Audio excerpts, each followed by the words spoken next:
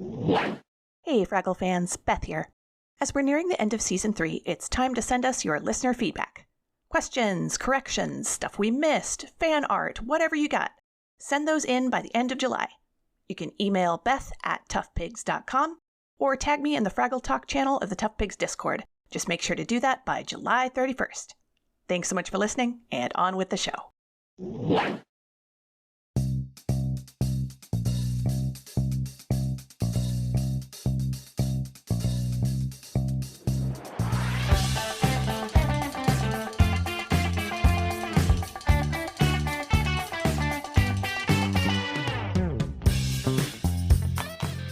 Hello and welcome to Fraggle Talk Classic, the unofficial Fraggle Rock podcast brought to you by toughpigs.com. My name is Beth, and I am rewatching for the millionth time. My name is Julia, and I'm rewatching for the first time in 10 years.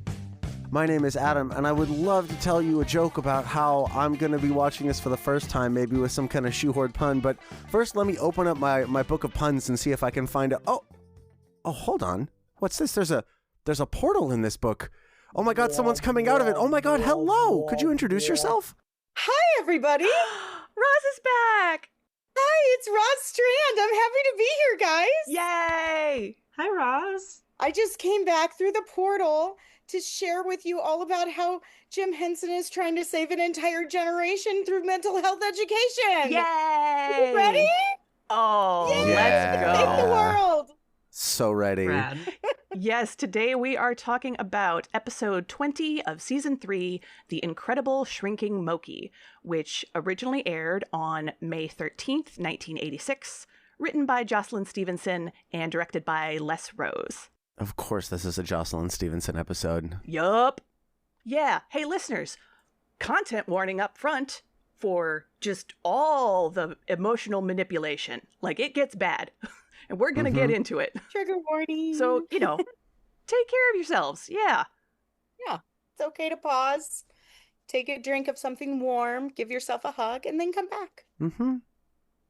So we start with just a phenomenal intro.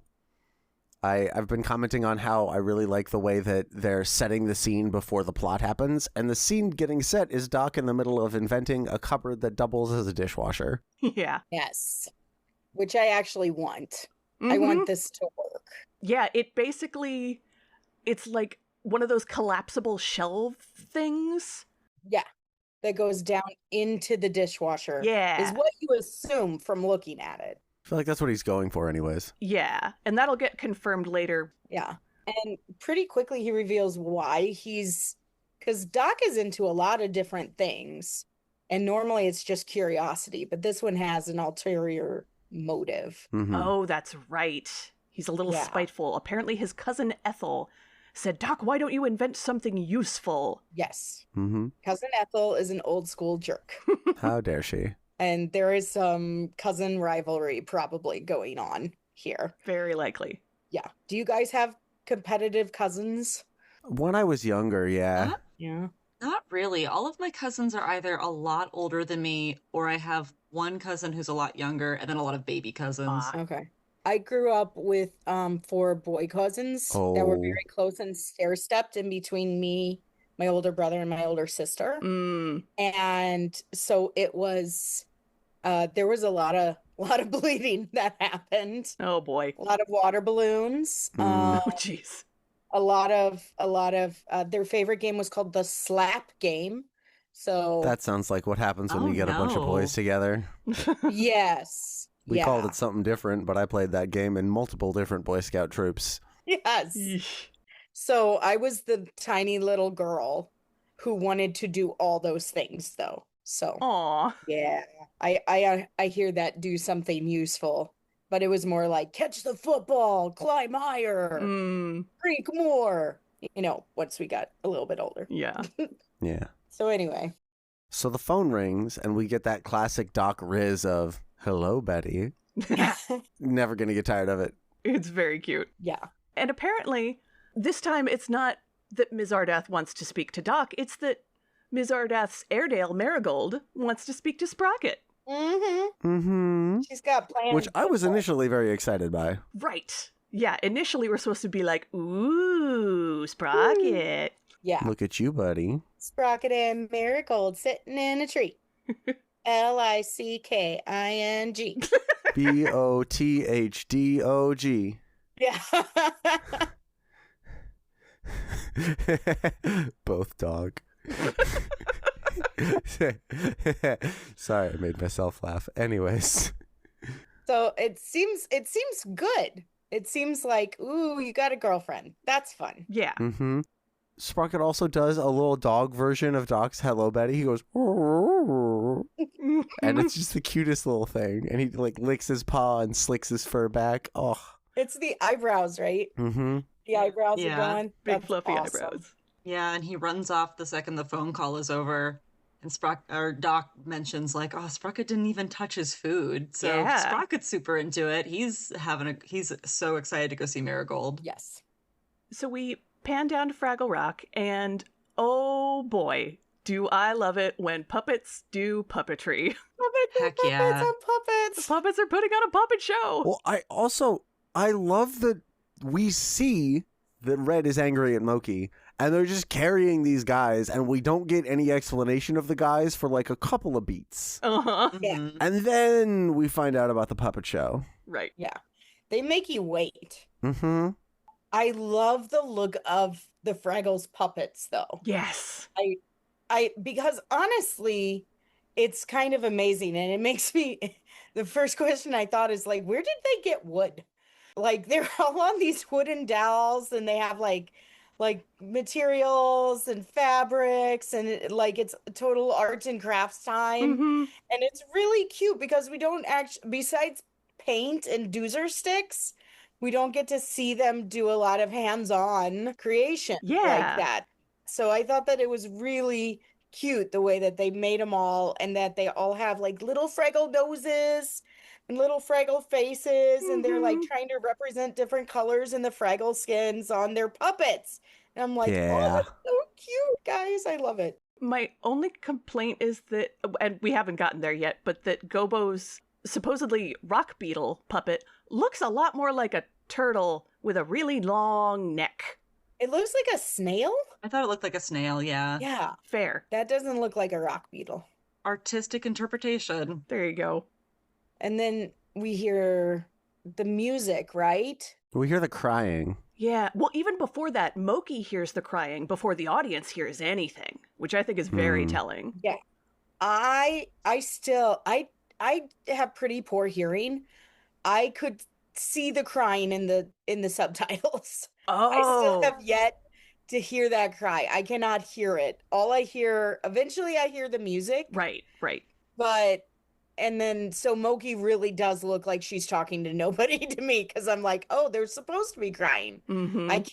I can't hear whatever pitch that is. I have no idea. Yeah. And poor Mokey doesn't know what genre she's in, because she can hear the crying, but she can't hear the spooky music. Yeah. Let her know that this is Yeah. bad. Oh, somebody should tell her. Oh no. Please alert the Mokey. Danger. Yes. Danger, Mokey Robinson. But she just follows it. Like, which is, I mean, she's Mokey. She wants to help out. And Yep. she Yeah. doesn't really believe that she could get hurt by things. and she's hyper empathetic, Yep. Yes. super open heart to everything. There's some really interesting depth to that I want to explore when we get to the song. Oh, yeah.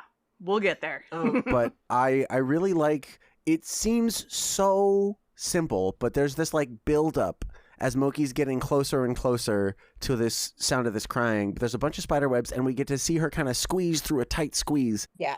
And it comes off as just like really nice world building, and then it turns out that that's the setup for a payoff later. Ho, ho, ho. Yeah. yeah. Yeah. It's Chekhov's pillar, guys. Right? Mhm.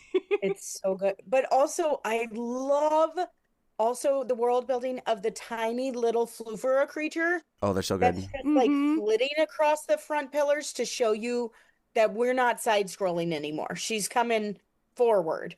And so pay attention. Mokey's going to move in a direction that she normally doesn't get to move. Because Mm. normally it's around corners, Yeah, but it's lateral. mostly back and forth to the side. So them moving forward is a different feel. Like she's coming at you. Yeah. The the voice is coming from behind me and I can't hear it. So yeah. So then we meet this creature, Mm-hmm. and I want y'all's opinion on why this creature looks the way it looks. Kind of looks like a sad rabbit Kind of like a sad rabbit. Yeah. with like bags under his eyes. With bags under his eyes. The blonde pigtails really stood out to me, and I don't know if that's on purpose or not. Are they pigtails? I thought they were ears. Were those ears? Yeah, those are ears, dude. I thought that was hair. Yeah. The two big things No, hanging I think down, that those they're are his fur. ears. Oh. That like they raise up when he's doing Yeah. magic. Yeah. Sometimes Those people's hair raise up when they do magic. Those remind me of the kids' hats that have the little air balls inside. Oh, Whenever yeah. you squeeze them, then something like flaps or dings on their hat. My kids have gone through probably 4 of those and broken them all. Mhm. They break immediately. Mhm. But yeah, that's what he looks like to me, is like a hat from Six Flags. The vibe I got was a very, like, an unappealing creature trying to look small and innocent Oh, is sort of the vibe I was getting, and that could just be me projecting. Possibly. I mean, we don't really know if Begoony can alter his own appearance, or at least we don't see him do so. People can give themselves, like, haircuts and stuff. True. Sure, but we have met Skinfrith before, who we know that he Yeah. can make himself look, I guess, however anyone wants him to look, or assumes that he should look. Indeed. You know, we know that this guy has magic, and we don't really know the depths to his magic. Mostly that he can, I guess, well, I was going to say just grow and shrink, but also he has the ability to, like, basically hypnotize Mokey, which we'll see the rest of this episode in him calling her back just by saying her name. Mhm. and build things out of nothing. Oh, that's true. Right. He builds the house. Spoiler alert. He builds a human-like He house. built a house. Yeah, he's got a lot of magic, but the first thing out of his mouth Mhm. is self-deprecation. Yep. Yeah. We will learn really quickly 3 things. One is that he has no friends. Yep. He thinks everyone hates him, and he Yep. really wants a friend. It's those And 3 he can do and, magic. and he can do magic. That's the 4th thing. It's just, but that feels so separate from the other things at this point. It is so interesting to me that the leading thing is someone crying about how they're the most pathetic creature in the world and that their life is miserable. And I did the thing I do where I kind of break this down a little bit. There's crying about the most pathetic creature, crying about life is miserable, and then it's everyone will hate me. Everyone Mhm, always mhm. hates me. Yep. And this is the kind of thing that people will say because it will make someone who cares instinctively want to disagree. Yes. Yep. Yeah. I agree 100% with that. And then we get, if I only had a friend, and Mokey says, I'll be your friend. And the immediate response is, does that mean you'll take care of me? Uh-huh. Yes. Yeah. It is a specific equating of friendship to service. Yeah. Before she gets there, in the text lines, Mokey says, I can't stand to see you cry. Mhm. Yeah. And to me, I'm just like, that's like the whole, that's a huge issue whenever you're that empathetic, but you can't allow others to be sad. Mm-hmm. She's Yeah. the perfect victim. Yes. Yeah. I mean, it also, like, that is a thing that is worth doing in terms of, like, shadow work for people who are hyper empathetic, is like being able to let people feel their feelings Right. Yes. and being able to set aside the instinctive urge to, like, fix it is a Mhm. really important healing step that I wish more people talked about. Yeah. It's really critical. Like as an educator, parents don't know this. Mhm. Yeah. Like a lot of my family members don't know this. And they're just like, oh, I can fix it. I can fix it. It's like, no. Sadness is important. Mhm. Mhm. You need to embrace and feel the sadness, not pain. Fix pain, help if you're hurt, help if you're lost, fix problems. But Mhm. sadness is not a problem. Yeah. Yeah. Sadness is a way to express yourself. And if we're just trying to, I'll give you what you want, I'll give you candy, I'll give you choice, I'll give you control, then, then sadness isn't doing its job anymore. Mhm. So, like, I'll do anything to make you happy takes away everybody's ability to get through those difficult feelings on their own. Yeah. And then you end up like so many people do, where they're just like, okay, I'm sad, I need to go and shop, eat, insert habit here. Yeah. Yeah. Which is a disservice to the person feeling the sadness, but also the person trying to fix it, because then everyone else's emotions are your problem to fix. Mm-hmm. Yes. Which, hey, listener, they're not. They're not. Super not. They're not. And it's okay if that makes you sad too. Yeah. Oh my gosh, realizing that you can't help other people a lot of the time is really hard. Yeah. Yeah. Emotionally, people have to do the work. Mm-hmm. And, and in this case, Mokey was like, no, you don't have to do the work. I'll handle your abandonment issues and I'll take care of you. Speaking of which, so when he says, everyone will hate me, everyone always hates me, that sounds like heart-wrenching, and you're like, oh, no, I can be the person who doesn't hate you. I can teach other people to not hate you. But this is a self-fulfilling prophecy. Begoony is doing this to himself. Yeah. You also, at a certain point, have to say, if everyone has always hated you, maybe there is a reason for that. What's the And common it's denominator here? Yeah. Yeah, and it's a little bit more complex than that. But at a certain point, when there is a pattern of having relationships and then being like, oh, I've been abandoned, or just an array of bad things happening to you, at a certain point you have to say, maybe I'm part of this issue and maybe I need to self-reflect. But Begoony is not there at all. He's in the throes of getting some pity through manipulation. Yeah, this I can dive into a little bit more, but this episode hit home based off of some personal stuff that me and my community got to go through last summer with somebody who did a lot of this, and then it broke really badly. So I don't know. I have a lot of big feelings on this episode, especially the ending when we get to it. Yeah. We'll talk more about that then, with how maybe sometimes Fraggle Rock doesn't always lock in a great ending on such a big, important, weighty topic. Yeah. But yeah, I unfortunately didn't have a lot of sympathy or empathy for Begoony in this episode. Beth, does he come back in a future episode? Thank bleeping no. No, This is the last time we see come. him. We get to see the puppet again in Back to the Rock, but it is a different character. And even then, it's just a background character who I think doesn't have any lines. I also think the puppet also was in Muppet Christmas Carol. Yes. I'm pretty certain, because That's that's true. so many Fraggle Rock characters. Wanders McMooch is in Muppet Christmas Carol. Yeah. They're like, what characters? I'm Brian Henson. I'm directing this. What characters can I pull from Fraggle Rock to use and put in cute little Victorian garb? In Victorian slums. Yep. I'm pretty Basically, sure yeah. Begoony was in the slums. Oh, yeah. I wanted to touch real quick on that whole everyone will hate me as a self-fulfilling prophecy, because I realized I've seen that kind of thing explored literally only one other time in children's media. Did any of y'all ever read Sideways Stories from Wayside School? Oh, yeah. No. We've Yeah, read but it's been all a those books with very our long kids. time So since I've read it. they were my favorite reread as an adult teacher in a classroom, because they're, written by somebody who was a teacher, and so there's little nods in there. Oh. But the one that I remember really sticking out to me on a reread it's a story about Katie, and Katie's the grumpy one who hates everything. And Katie already hates you even though she doesn't know you, and she knows you'll hate her too. Yep. And it talks about how somebody gave her a cookie and she's like, I don't want to eat your dumb cookie. It's going to be gross and nasty and make me sick. So she leaves it in her pencil case for weeks, and then finally she's hungry and she's like, fine, I'll eat the cookie, and she eats it and it's gone bad, and she's like, see, I told you so. Yeah. And it gives you a couple more examples of that, and then at the very end it says, see, but Katie knows that she's right all the time. She already knows that you don't like her. And just hits that beat of yeah, you don't like her already, don't you? Yep. Yeah. Because everything that Katie is doing is to reject you first. Exactly. Yep. That you can't reject her because you're going to reject her. Exactly. Yep. Yeah.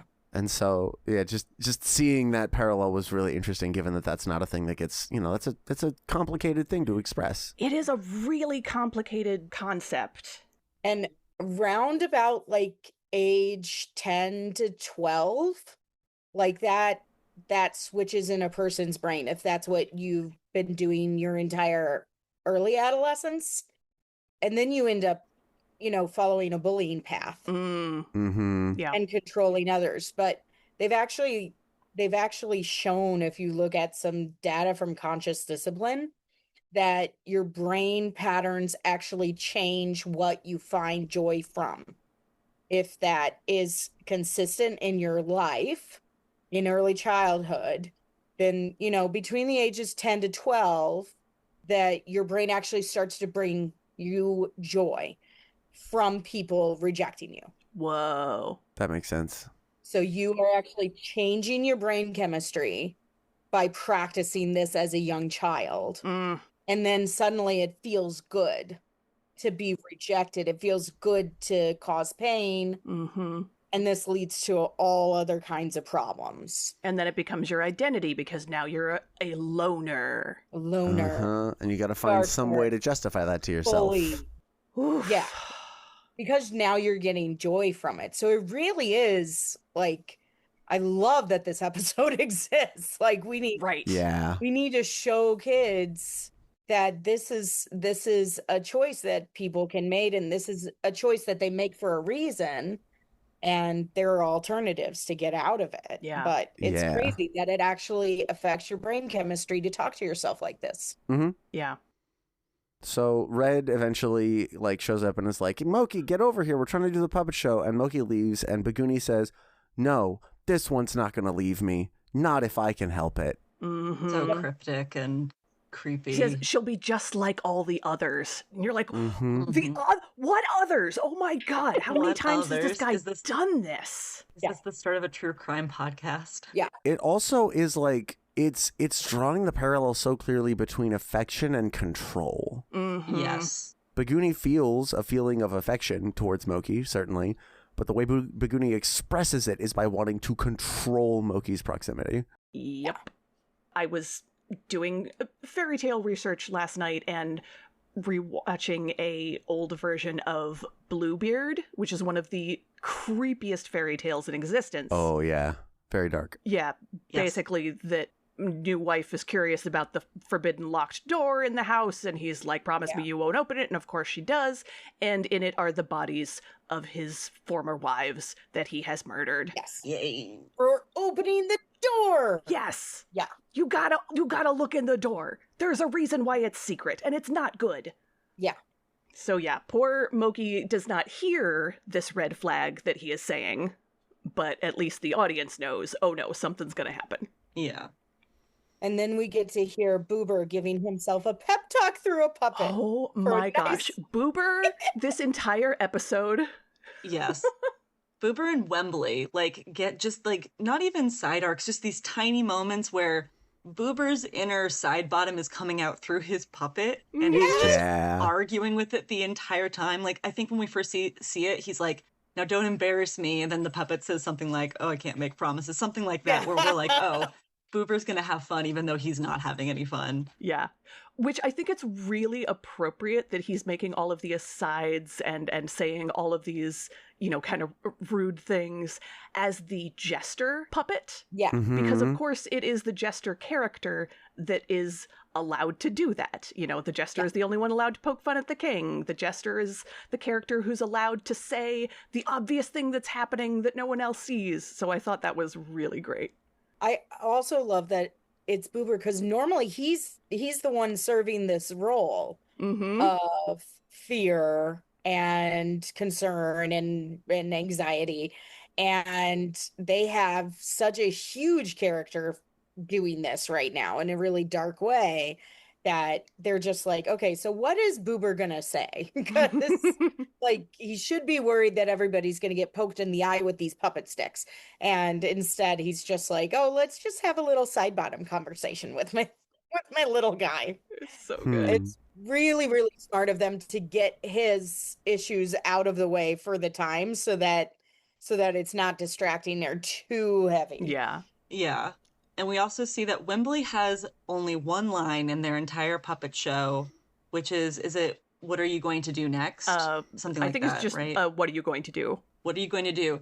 Yeah. Which it's just a line, but then we get to see it come into play where he's practicing it because he doesn't want to forget it. And then either folks think that he's asking them, and that helps progress like, oh, well, this is going to be the next beat. This is what I'm going to do. And then also a couple times people are like, stop it, Wembley, stop practicing your line. It's, because Gobo gets a little bit more to do later in the episode, but this is really a strong Red Mokey episode. Yeah. And so I like that they give the others a little something. It's not just them and then those characters are off for this episode. They get to have a little bit of background fun. Yeah. I also really like just that all of this is happening on top of itself. Like anyone who's ever been backstage before a show is about to start is familiar with this kind of chaos, and they just absolutely nailed it. Oh, yeah. Mm-hmm. I also love that the puppet show is titled How Princess Ethel Killed the Giant Without Much Help from Anyone Else. Yes. It's empowering. This is going to be an empowering performance. And very descriptive. We know what's going to happen. Yeah. And it's Doc's cousin, which I thought was weird to reuse that. Oh, yeah. Oh, that's right. I wrote that down, that the name forgot Ethel about comes that. up twice in two totally unrelated ways. Interesting. Doc's cousin Ethel, Princess Ethel. Yeah. And I was just like, was that on purpose or was... It must Great be, because it's question. in the same episode. Yeah. And throughout this, like, we've got the cute little asides, and the puppets doing puppetry is amazing. Mhm. So good. But, like, Red's requests are not normally reasonable. Like, normally Right. she's the baby sister saying, look at me, look at me, look at me. And here she's just, like, very factual. Mhm. Yeah. She's like, we're gonna need a beanstalk. She's the order Muppet. Yep. Yes. And it's actually Mokey that's unintentionally making things more chaotic by being, again, too generous and giving and letting people have their way. Mhm. Because Gobo's like, I don't want to play the rock beetle. Can I play a knight in shining armor? And Mokey says, oh, sure, I'll rewrite your part right away. Yeah. Even though they're going to be performing For a show soon. they're doing that day? You're going to rewrite his Yeah. whole part? Yes. Honey, no. I honestly think that that's like evidence that Begoony already has his hooks in her. Because that's not really like Mokey. She's always like challenged, but she's always enjoyed other people's feelings. Yeah. I imagine her without Begoony saying like, well, how can you really feel like a rock beetle? Yeah. What are your That's true. motivations to exist on this rock? Exactly. This amazing rock that you are the beetle of, you know, and she doesn't. She totally caves, and normally she doesn't do that. She like starts monologuing, or she writes a poem about it. Mm-hmm. Or she like encourages people to find like spiritual depth in things. Right. She's like, this will be, you playing a part you don't want to play will be an important lesson to you. Yeah. Yes, Mhm. she's That's true. She's a different Mokey because she's met Begoony. She could also just be frantic because they're clearly like still doing rehearsals and all these changes keep happening. And Yeah. I don't know. I felt kind of empathy for Mokey in this scene, just being someone that runs a lot of shows and then having everyone be like, hey, in the moment, could we do this? And it's like, yeah, I guess we can make that happen, because Mokey also never wants to say no to anybody. That is something we have seen from her.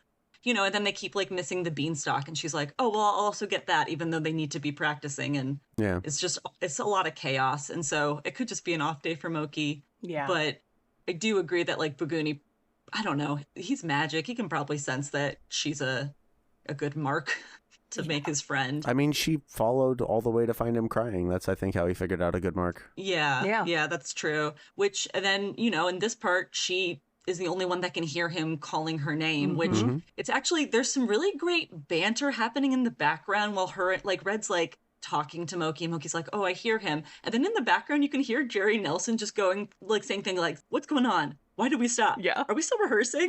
And then it's just really clear they told them to just improv. And so it's just them quietly talking in the background. I was like, that's nice. That's good world building. Yeah. Because otherwise, if Yeah. they were just quiet, it wouldn't make any sense. And then Mokey goes off to find Begoony because she is bewitched with his creep magic. Bewitched with his Yup. creep magic. So there's a line in this next scene that I want to point out before we get to the song, which, God, I've got so much to say about that song. Begoony says, you're so kind-hearted, so empathetic. Will you scratch behind my ears? And again, it's the linking of praise and flattery to service. To get something. Yeah. Yep. It's It's a little bit of grooming. Yep. A little bit. Yeah. It's as adults, it's much scarier to watch this episode. Yeah. Yeah. Oh, yeah. I was watching this with my son who is 8, and I just kept staring at him like, Did he wait, not find it do scary? you get it? Do you understand how bad this is? Right. Do you understand the gravity of this? Mhm. Like what are you perceiving? And like every time I asked him, I think I asked him like twice Mm-hmm. because I didn't want to ruin it for him. But every time he's just like, that's mean. Yeah. And I'm just like, that's super dangerous. Like, Right. it's dangerous emotional manipulation. You got to be beware of people who are using you like this. And Yeah. it's just Yeah. like, yeah, I just call it mean. It is also mean. Yeah, because watching this through an adult lens, and I don't have kids and I'm not around kids very much, like, I often we do talk about the importance of kids seeing a lot of these topics being portrayed in this show, but yeah, it is really important for kids to see this, without getting too into it, because adults do this to children, and we don't need to talk about those reasons because this is mostly a Yeah, family-friendly not that show. far. But also, kids do this to each other and kids sometimes don't even realize what they're doing is wrong. Yes. Either because they're exhibiting behaviors they've seen from adults, or because they want something because they're children and it hasn't been taught to them, or they haven't had this realization as small ones. So this is great for kids to recognize, even like within each other and their friendships that they're building from a young age. That is a really great point that you bring up, because when we talk about manipulation, it is so easy to villainize it as like, yes, this is what bad people do. However, it is not only possible, but kind of common to manipulate people unintentionally. Oh, 100%. And we don't talk about that a lot. Yeah. I mean, I want to make a distinction here. There's a difference between manipulating someone and doing something because you're hoping for a certain outcome.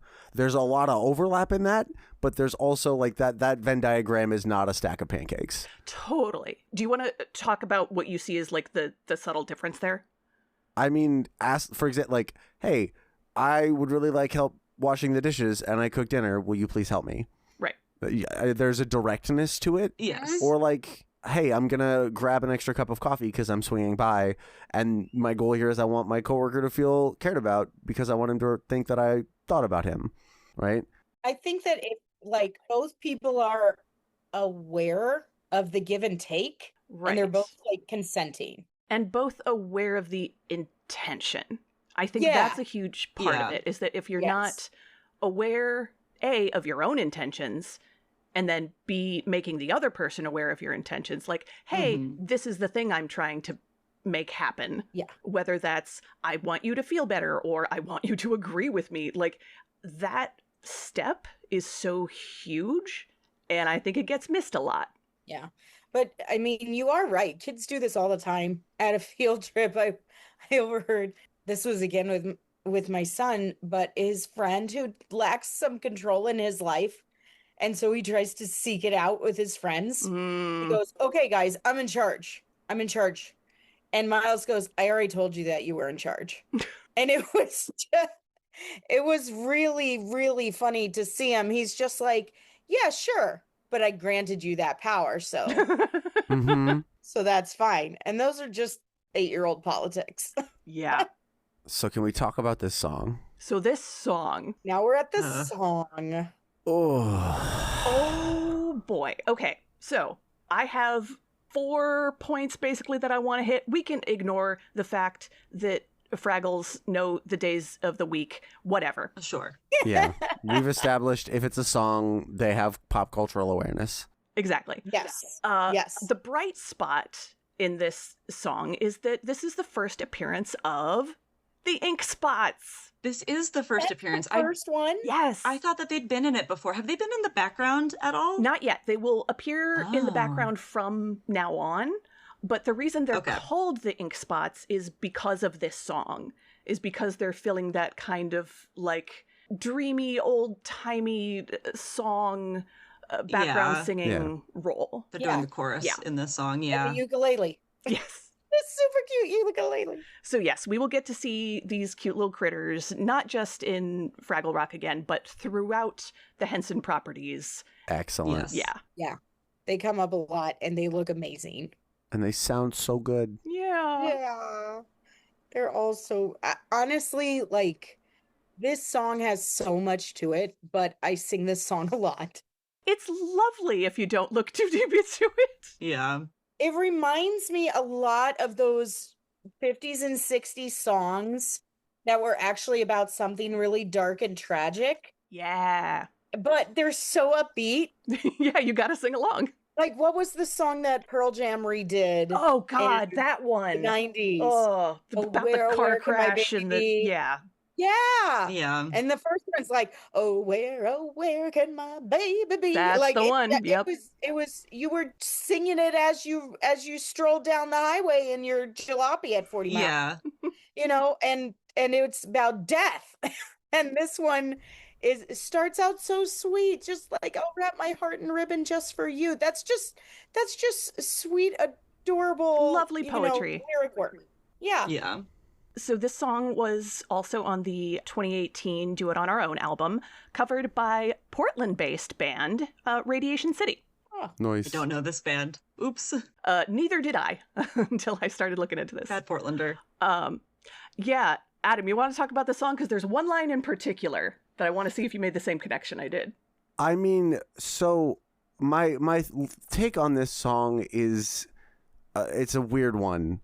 If you have one specific line that mine is more sort of a general vibe, if you have one specific one that you keyed into, by all means, take the lead on that one. I want to talk about the overall pattern. So the line, "If you want my heart, I'll give my soul." Mm-hmm. Where have we heard that exact sentiment before, reversed from the point of view of the manipulator? What? I have don't no know. idea. I don't know. You gave me your heart, now I'm here for your soul. Oh my God. Right? Oh. Now I desperately need someone out there who's good at making mashups. I need a mashup of Idol from K-Pop Demon Hunters Oh my God. and the Radiation City cover of this song so that you get the full effect of the creepiness. Oh my God. I would have made this connection last summer when all I did was listen to K-pop Demon Hunters. Just saying. That is the one line that I also wrote down from this song, and I just wrote in caps next to it, "Oh no." Oh no. And then then I also wrote, "He doesn't want a friend, he wants a servant or a slave." Yep.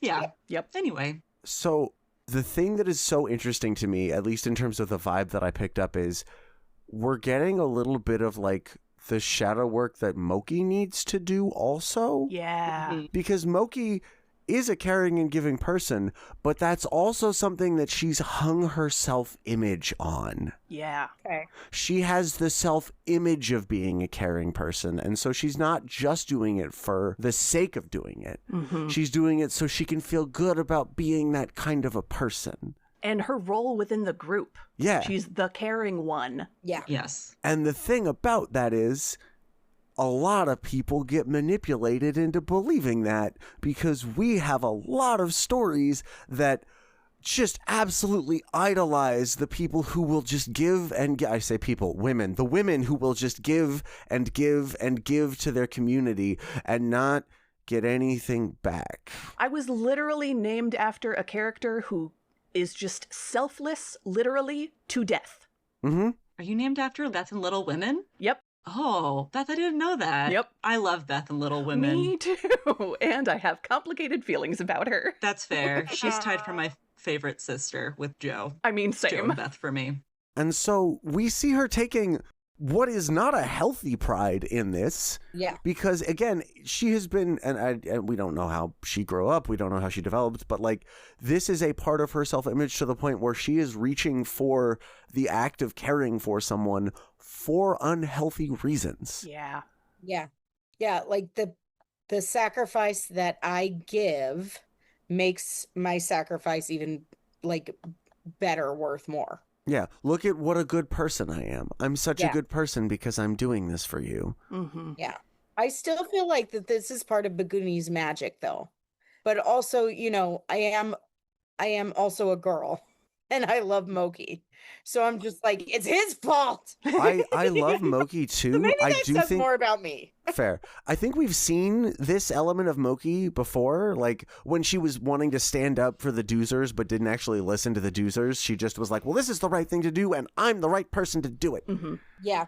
And I will admit this is the kind of thing that frustrated me a lot when I was younger. And now, like, in society, often that is because somebody got, taught this unconsciously. And so, people want a way to feel good about themselves.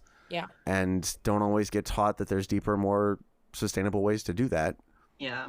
Or how to do it with boundaries. Yeah. Mm-hmm. Because it is good to help others, Mm-hmm. and it is good to care about others, because the pendulum swings the other way of being closed off and methodical only, and afraid to overserve and afraid to lose any part of yourself, and that there is a place where you can understand yourself, you can set good boundaries, and you can help others, and also know, like, okay, I'm actually kind of tapped out right now. I'm going to go take care of myself. I'm going to go eat the food, which I think comes up in this. Yeah, that actually comes up later, of that self-care of feeding yourself. Right. Comes up for Mokey.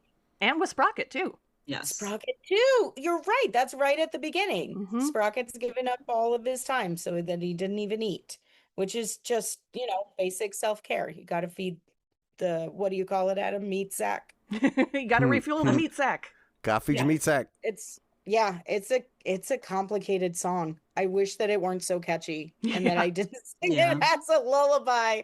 Oh, it's so pretty. I think because it's morbid, I like it. I mean, but that's part of it, right? Yeah. They take this messaging and make it pretty. That's part of what we do. This song, but not ironically and without this level of depth, exists in the world 100 times over. Mm-hmm. Mm-hmm. Yeah. The song that it made me think of, are any of y'all familiar with the Stephen Sondheim musical Assassins? Not yet. Vaguely. I haven't. I need to watch that one. I wanted to. There's a song called Unworthy of Your Love, and it's basically kind of this of I would give anything for you. And it's this song that is sung by, John Hinckley Jr. and Squeaky Fromme, and they're singing about Jodie Foster. Yeah. Who John Hinckley Jr. was obsessed with to the point of trying to, I think, shoot Reagan. Reagan. Reagan. And then Charlie Manson, who Squeaky Fromme was in a cult with, and then also tried to assassinate, I think, Gerald Ford. Mm-hmm. And that's what it made me think of, was like, oh, it's this deranged, like, I would do absolutely anything for you. Mm-hmm. And obviously it's very, Mokey isn't gonna do anything like that. But Red comes on the scene and basically drags her friend off because they've got to go back to their puppet show. Yep. And she also says that Mokey is her best friend, to which Begoony says, she can't be your best friend. I must be your best friend. I must. Oof. Mm-hmm. Yikes, man. And she caves immediately. She says, you can be my best friend too, okay? Don't cry. Yeah. I'm sorry to say this exact thing happened to me when I was about 7 or 8. I had a friend who insisted, it was a very, very manipulative person. And when you're a 7-year-old, I don't blame you for that. But also I was another 7-year-old and I didn't know how to defend myself against that. And I said, oh, I guess you can be my best friend too. You're both equal. Mm-hmm. Well, so this was the moment that made me go, oh, this episode's about a guy from last summer. Distinctly, like, not so much with my relationship with him, but his relationship with the spoken word community here in Portland in general. But he did this thing with multiple people in our community where he would just decide that they were close friends and he would glom onto them. And he glommed onto people who didn't know in the moment how to tell him no. Like one of the nicest people, a good friend of mine, who I was just like, oh, I guess they're really close now. And then later when things started breaking bad, she was like, no, he just started acting like that and I didn't know how to tell him no. Mm-hmm. Very similar to this episode. It was like a person who came into the scene and talked a lot about his trauma, how he'd been abandoned in the past. He had a lot of mental health issues. And of course, artists want to like support other artists. And he was someone we welcomed in. We gave so many like just chances, even when there were signs and I started having feelings. I was like, no, we got to give people leeway and grace to grow and be better. And then just like in the end, it just turned out he had used like manipulation. Like someone had started giving him rides, and when they eventually were like, hey, I can't get you if I'm at work, he like blocked them on social media. Like he talked a lot about like how much he hated people weaponizing therapy speech, but then at the same time would do that himself and talk about like people not respecting his boundaries. And it was like a whole to-do. And then we won't get into it. We got to ban him over the course of like several months, and it was super stressful. Good on you. A very draining, tiring, depressing second half of my year last year. So if I was quiet on any Fraggle Rock episodes during that would be the reason. So this episode really hit home for me of just seeing somebody, my experience, it was like a whole group of people, but just like speaking of themselves in this way, and like also exacting control and manipulation and expecting people to show affection by giving acts of service was like, oh, I have seen this from an adult man who is older than me.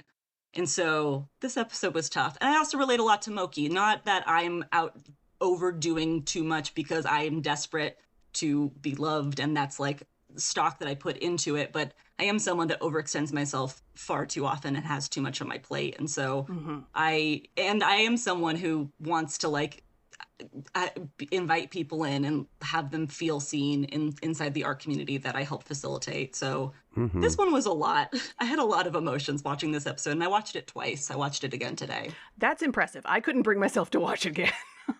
Yeah, I wanted to come at it fresh again before we recorded. Your story gives me so much hope, though, because your community wasn't alone.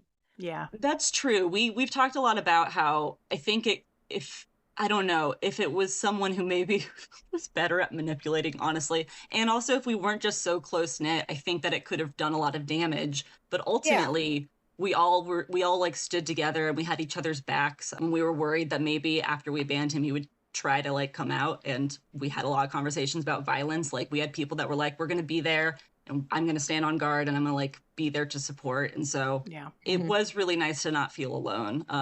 And we just, were able to hold each other in that moment. Yeah, which is so great because whenever, this happens to people every day. And if they don't have a strong community to support you and know you. Oh, yeah. And allow you to be who you are, truly, that's whenever more dangerous stuff happens. And that's Red coming in. Yeah. And I also love that Red just comes in. She doesn't even argue. She's just like, she's my best friend. Let's go. She doesn't continue. She doesn't sink to his level. She's just like, no. We've got work to do. Okay. Yes. Everybody's losing sight of the big picture, which is our play. Yep. It is our puppet show. So I love that about her because you can't argue with people who are manipulating you. That's a chink in the armor for them to get at it. You have to just be like, nope, thanks, bye. Yeah, I think it's extremely telling that this is when Begoony starts going into a manipulative threat. Yep. They start to leave again, and he says, stay, Mokey, stay. Stay or I might do something desperate. Yeah. Which... flashbacks. Yeah, I am deeply grateful that I haven't been in an intimate relationship like that, but I had a coworker who was, and their partner would use exactly that kind of threat to prevent her from leaving. Yeah, we dealt with that last summer too, of a lot of false claims of what turned out to later we found out purposely false claims of self-harm to get people to pay attention to a person. Yeah. There's obviously like past hurts and legit anxieties are one thing, but there's no excuse for like breaking people's boundaries and overextending themselves and just like, control. You can't control other people. Yeah. The tool I would always give friends is to respond to that, because I've had multiple friends have partners do something along those lines, is like, if you do that, that's your choice. Right. Yeah, he's framing this as, I'm going to do this terrible thing, and then it will be your fault. You look what you made me do. Yup. As I still don't know if that song is satire or not. Right. I want to think it is, but also I'm not sure. I'm not either. Anyway. So then Begoony does a little magic and Mokey gets a little shorter. Mm-hmm. And then we smash cut to the traveling Matt card. Yeah, I was going to say, where he's hanging out with a bunch of children in their house, super chill. Breaking into people's houses and hanging out in children's rooms again. Bad look, Matt. It's a bad look, Matthew. It is. And they're playing with Barbies and dolls. And then also they come back into the room and they undress him and dress him up in their doll clothes. So, Yep. Because yeah. I'm here to tell you that is what kids do. Yeah. Doesn't matter what the puppet is doing. Puppets have so many rules inside my classroom because kids are just like, oh, you have feelings and you talk and yet you have no nerve endings. Bam, bam, bam, bam, bam. Like they stick their hand, the hand immediately goes into the mouth, shaking, fur. Wow. Kids are mean to puppets. It's just true. They're just like, what can I do to this puppet to make you say something funny? Oh, rip out your eyeball? Cool. I'm going to do that. So whenever I saw this, I'm just like, yep, kids are mean to puppets. Mm-hmm. I mean, I guess the parallel is like the children are kind of taking away Matt's autonomy, like Begoony is taking away Mokey's. I guess I mean, so. he did break into their house. That's also true. Fair. Yeah. He calls the dolls shrunken silly creatures, and that was kind of the big through line for me, was like, oh, they're right. like shrunk down humans, and we're gonna see Mokey shrink the rest of this episode. Mm. I mean, just this could have happened at a park. True. I'm not This could have saying happened at a I'm park. not, I'm not saying break this, into their bedroom. I'm not Matthew. saying the setting isn't wild. But then we go back to the Fraggles, and they're back at rehearsal, and Mokey realizes that they don't have a beanstalk, and she's gonna go get one, and at that point Red is like, hey, we don't need one, just stay here. Yeah. She's finally realized, like, we just need to practice. Yeah. Like, that's fine. And Boober's red puppet is like being red and making fun of Uncle Matt. Yes. The jester is making fun of Uncle Matt because Red is like down to business. Just another great little aside of Boober just hamming it up. It's great. And he's like shushing his puppet and he says, you've got to understand, he has nothing at all to do with me. Just felt so very Dave Goals. Yeah. Yeah. So then Mokey needs to go back to Begoony. She hears him again at that point. Which, you know, Begoony at this point has never gone to Mokey. True. Oh, yeah. Mokey always goes to Begoony. Mm-hmm. Because there's no effort on his end in anything. Mm-hmm. Yeah. Couldn't I be. guess he magics her a house, which is what she goes back, and he has a house for her, and it's a silly creature house. It is not a Fraggle Rock home. It looks like a house from our world, which is interesting. Yeah. So I think it's worth noting how Mokey gets smaller and smaller, because it happens several times. And the first time, I'm pretty sure it's just Kathy Bullock going bloop and just kind of shrinking down a couple inches, just scooching down. And then this next time, they've now built a new Mokey puppet with, it's more like a Wembley-sized puppet and has rod hands instead of live hands. So it's just like another smaller step down. And eventually they'll get to the remote-controlled one that we're used to seeing. Mm-hmm. But yeah, this is a new, like, in-between size that we haven't seen before. Yeah. And she asks him, like, hey, have you noticed anything sort of different about me? And he says, different? Why, you're the same selfless Mokey to me. And I'm like, aha, of course he's praising her selflessness. Mm-hmm. We positively reinforce the behavior you want to see. Mm-hmm. Right. His confidence is growing because he is quite literally shrinking her down. So he, like, you know, that's how you trap somebody in a relationship like this, is make them feel small. But she says that she wouldn't mind curtains in the house, and then goes back to play rehearsal and gets even tinier. Yeah, I don't remember exactly where it is in there, but somebody's asking her about something and she says, oh, I haven't had time to eat today. Yeah. Mm-hmm. Feed your meat sack. When she hears Begoony calling again, I noticed that each time she hears him and is like, oh, I must go back, each time she looks less dazed and more lucid, but then she starts justifying it. She says, oh, well, Begoony's calling. There's no one else to take care of him. she's not in a helpless, hypnotized daze now. She's fully bought into it. Yeah, she's normalized it to herself. So when she comes back and, she's clearly shrinking, and he says, "You look absolutely perfect." I just wrote it in all caps. If he thinks you look better when you shrink yourself, leave his Yeah. Mm-hmm. Being alone, not knowing who you are, makes you less of who you are. Mm-hmm. Easier to control and trap. And, I don't know, maybe whenever kids are about to enter a relationship and they're like teens, then I'll be like, let's watch a little episode here, guys. Yeah. As we start dating. Just need you to watch out for this. Thank you, love you. Mm-hmm. Bye. I do like the puppetry trick of at this point she's like the small remote controlled version that we've seen in the Gorg's garden. Yeah. But then he convinces her to go into the house, and she does, and once she's in there we see she's full body. They use the full bodied Mokey puppet again because she's in the house and they can do the perspective where he looks larger outside. So Right. that's cool. Good puppetry trick. It's really well done. And that moment of realization where she's looking around like, "Oh, Begoony, it's beautiful, it's charming," and the door slams shut. "It's for me." Just absolutely bone-chilling. Yeah. Then we go to the Doc and Sprocket segment. So Doc is having a plumbing issue, and Sprocket is so exhausted. And Doc says, "You don't have to answer her every bark if you don't want to." And then Marigold barks, and Sprocket leaves. And Doc says, he must want to. And that's so huge. Because, again, people who are manipulated into, moving past their boundaries want to care for people. They want to be around people and not be lonely. They want to be, friendly.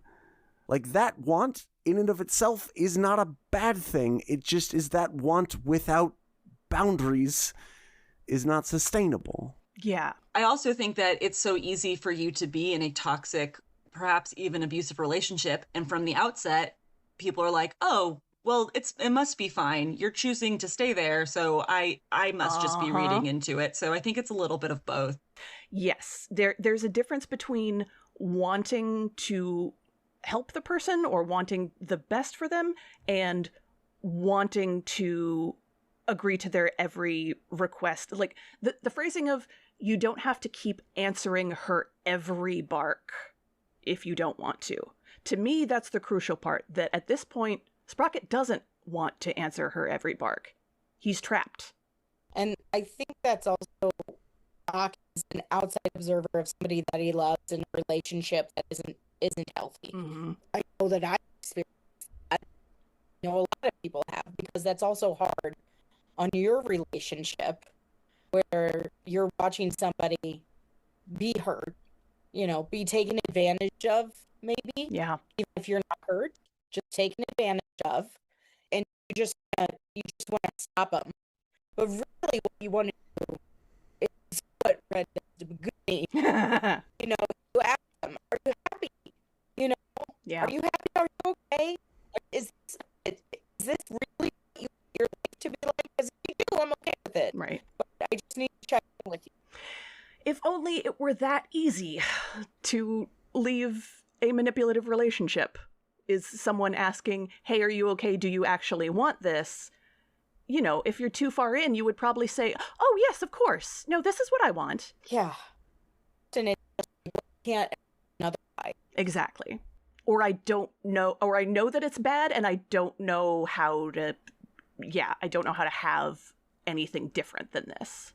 Or if I leave, it'll be my fault that they're hurt themselves or that they do this thing.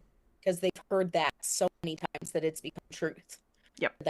And then we have what Red does. Yeah, get a sporty butch on your team of friends who will tackle the bad guy. Yeah.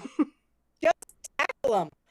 I can think of two people that I want to tackle right now, guys. and I have a center of gravity, so I can take down a lot of people. Mm-hmm. I just go for the knees. So I'm really inspired by this, and I can't do it in real life, but I just want to tackle them. That's the best option, right? That works. And he immediately counters with, oh, Mokey, come back. I didn't mean to hurt you. Like, yeah, I'm sure you genuinely believe that, dude, which is part of the problem. Well, let me tell you about a little thing called intent versus impact there, buddy. Yeah.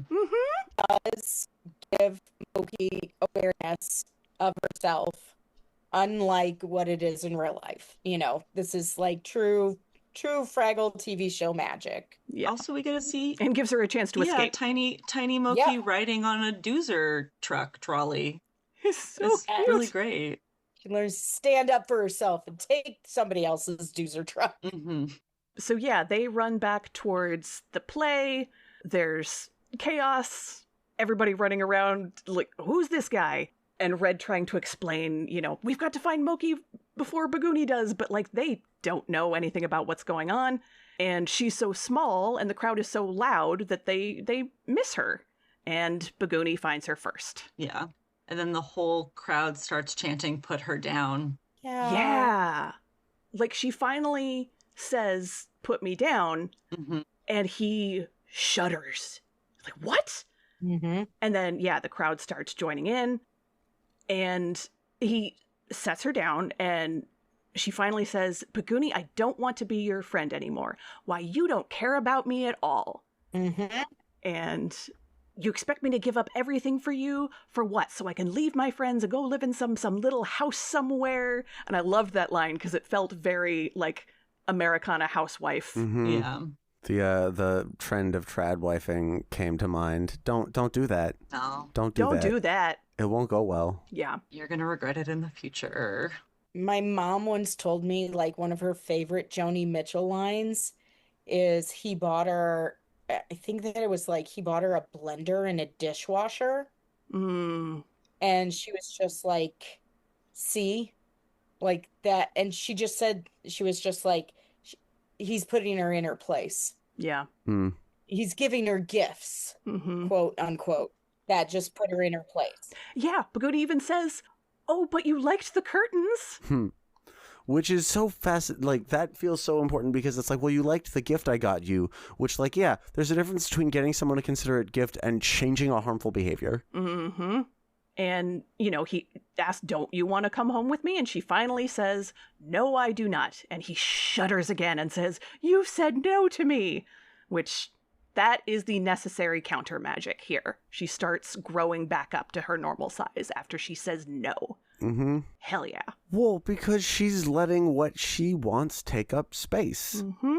And she quite literally starts taking up space. Mm-hmm. Physically. It's so good. And then she has maybe my favorite, like, here is the lesson monologue, because it feels so natural for her to be yelling this at Begoony in this moment. She says, being friends is not about saying yes all the time, which I would have been happy with just that. That's amazing. Mm-hmm. Then she says, if all I do is give and give and give, then before you know it, there's nothing left for anyone to take. Yes. And yeah, you're right, Julia. The landing didn't stick.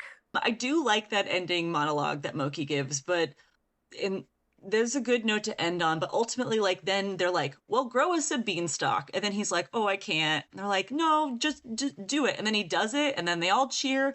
And that's the button on this part of the episode, which, you know, it seems like they're like, oh, well, you did this. The feeling is that he did a thing for them. And so they're like, cool, we can move past this.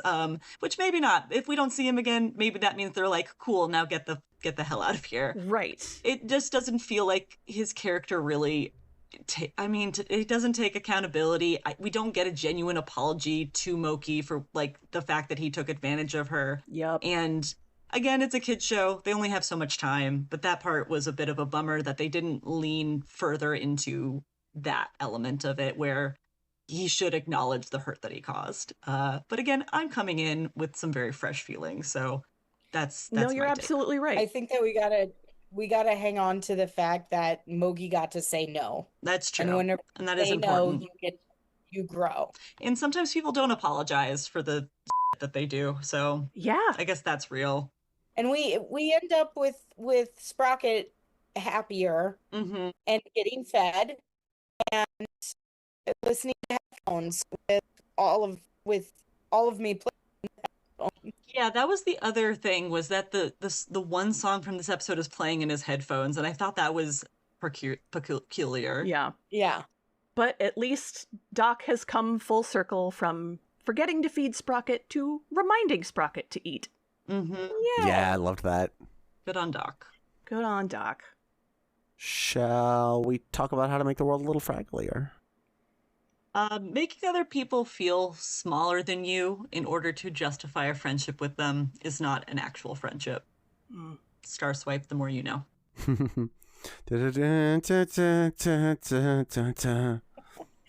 It's okay to be sad, and it's okay to let others be sad. Feeling your feelings when it's time for them is so much healthier. Yeah. So go feel a little sad, go eat a little food, take care of yourself. If someone breaks into your house, pin them to the ground and dress them up as a doll. Yes. Alrighty. You won't see it coming. Serves Matt right. It's very fraggly. Lean into Jester's privilege and use silliness to point out the big obvious thing that needs to be pointed out. There you go. Excellent. Roz, thank you so much for joining us. I Thank you for asking. knew immediately you would be great for this episode. When you really wanted this episode, I was like, oh, yes, that is perfect. We need Roz. It is so great that you guys continue to review these. They're so joyful, and it brings a lot of love into the world. So thank you, and thank you for having me on. Thank you for being here. Thank you for Yay. coming. Yeah, Roz is mostly unfindable. Yeah. Hey, guys. Boundaries. Hey. I do not, communicate randomly over the internet. I'm kind of uncomfortable with that. Mm-hmm. So, but my husband, Anthony Strand, loves to relay stuff to me from the internet and from toughpigs.com and from the Discord. So I do hear it. I just hear it through a filter of a man who loves that stuff. So, And who loves you. That's another important layer of that filter. yes. But if you get to know me personally in some part of this life on a Zoom, then we'll share a song, no matter how dark and lovely it is. Aw. Oh, yes.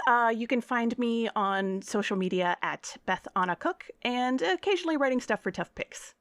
You can find me at Geek Cook Roll Grown Up on social media, juliagaskell.com for poetry, and also occasionally writing for Tough Pigs. You can find me just awkwardly shoving my head up to the shoulders into a house that a manipulative small thing conjured, going, "Is this what you wanted? Is this what you wanted? I'm giving you what you wanted." All right, that is going to be it for this one. Reminder to check out toughpigs.com. Give us a good review on your podcatcher of choice, and we will see you next time. Don't forget to dance your cares away. Dan at Fraggle Talk. Wow. Fraggle Talk Classic is brought to you by toughpigs.com. Fraggle Talk art by Dave Hulteen Jr. The Fraggle Rock mark and logo, characters, and elements are trademarks of the Jim Henson Company. All rights reserved. Fraggle Rock theme song, written by Philip Balsam and Dennis Lee, is used with permission. Special thanks to the Jim Henson Company and the entire Fraggle Rock family. For more from Tough Pigs, follow us on Instagram, Blue Sky, and Facebook, and make sure to check out our Discord server, TeePublic merch store, and Patreon. Fraggle Talk Classic is produced and edited by me, Beth Cook. Thank you to Joe Hennis, the Tough Pigs Muppet Van podcast executive producer. Thanks for listening, and we'll see you next time, down at Fraggle Talk.